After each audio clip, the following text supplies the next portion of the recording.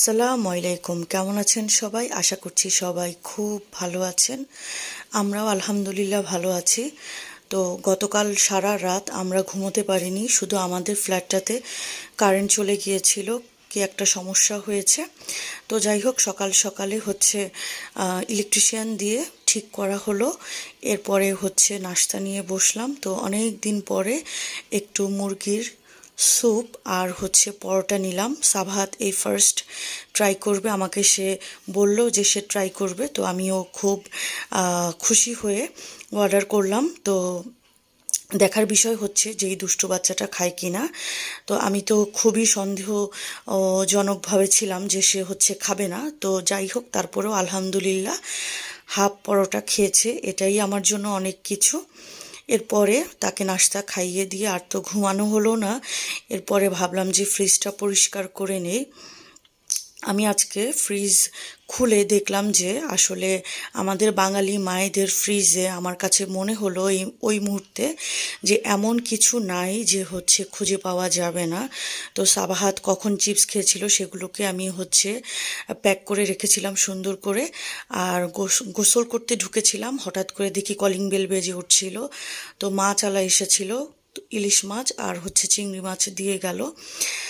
তো ইলিশ মাছের দাম সবাই বলছিল কমেছে, কিন্তু আসলে আমার কাছে মনে হয় আগের দামটাই আছে।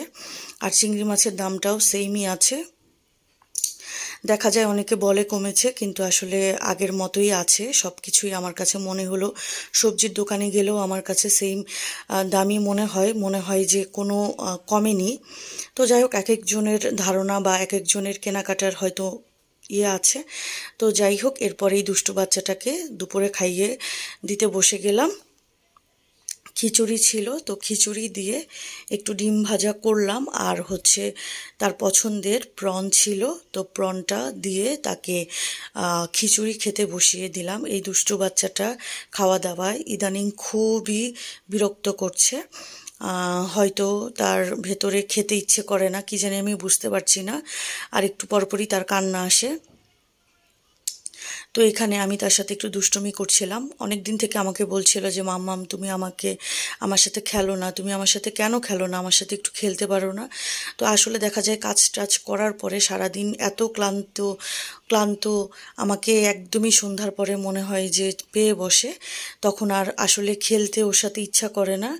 তো বেচারিও আসলে কি করবে, বেচারিও একা একা ফিল করে বিধায় আমাকে বলে। তো আমি চা নিয়েছিলাম, তাকে আমি বারবারই বলছিলাম যে তুমি একটু চা খাবে, তাহলে তোমার এনার্জি ফিরে আসবে। তো সে আমাকে বিভিন্ন কথা বলে আমাকে ভোলানোর ট্রাই করছে, আর বারবারই বলছে না না আমি তো চা খাই না মাম্মাম, তুমি আমাকে কফি করে দিতে পারো, সেটা আমি খুব মজা করে খেতে পারি। তো আমি বললাম যে না, তোমার ডেলি ডেলি কফি খাওয়া ভালো না, তুমি ডেলি ডেলি কফি খেতে পারবে না। তো এইদিকে আবার ফার্নিচার মুছছিলাম, তো ভাবলাম যে রাতে কি খাবো করতে করতে হঠাৎ সে আমাকে বলল যে মামাম আমার জন্য একটু তুমি বাইরে থেকে খাবার অর্ডার করতে পারবে? তো আমি বললাম যে হ্যাঁ পারবো। তো যাই হোক, তার জন্য খাবার অর্ডার দিয়ে ফেললাম। আর আমিও কাজ করছিলাম, কাজের মাঝখানে ডেলিভারি ম্যান এসে খাবার দিয়ে গেল। তো কি খাবার অর্ডার করেছি সেটা বলবো, তার আগে একটু কাজটা সেরে নিচ্ছিলাম। ঘরে আসলে এত ধুলাবালি হয় ইদানিং যে প্রত্যেক সপ্তাহে ফার্নিচার মুছেও মনে হয় যে প্রথম দিন যেদিন মোছা হয় তারপরের দিনই আবার সেই ধুলাবালি একগাদা মনে হয় পড়ে যায়। তো এখন সব মোছামাছি শেষ করে আসলাম সাবাহাতের রুমটার মধ্যে ক্লিন করতে এসে দেখলাম ধুলাবালি। আর এইদিকে যতগুলো ডল ছিল সাবাহাতের, আমি বললাম যে সাবাহাতকে বললাম যে মাম্মাম এগুলো আমি ফেলে দেই। তো সে বলল যে হ্যাঁ দাও।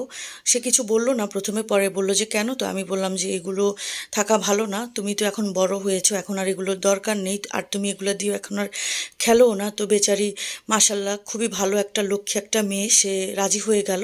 সে আমাকে বলল যে আচ্ছা ঠিক আছে মাম্মাম ফেলে দাও। তো সে অনুমতি দেওয়াতে আমি ফেলে দিলাম। এরপরে তার জন্য হচ্ছে ফ্রাইড চিকেন অর্ডার করেছিলাম, fried rice, chicken chilli onion এগুলো অর্ডার করেছিলাম, কিন্তু দুঃখের বিষয় হচ্ছে বেচারি কিছুই খেতে পারলো না। আর খেতে বসে তার খুবই কান্না আসছিল, কতক্ষণ কান্না করেও নিল, এই যে দেখতেই পাচ্ছেন আমরা, সে কতক্ষণ কান্না করেও নিল। কি আর বলবো আর কি আর করবো, এই দুষ্টু বাচ্চাটার কাণ্ড মাঝে মাঝে দেখলে আসলে তার শরীরটা খুব বেশি একটা ভালো না। এরপরে তাকে ঘুম পাড়িয়ে দেওয়ার জন্য নিয়ে আসলাম। তো আজকের ভিডিও এই পর্যন্ত।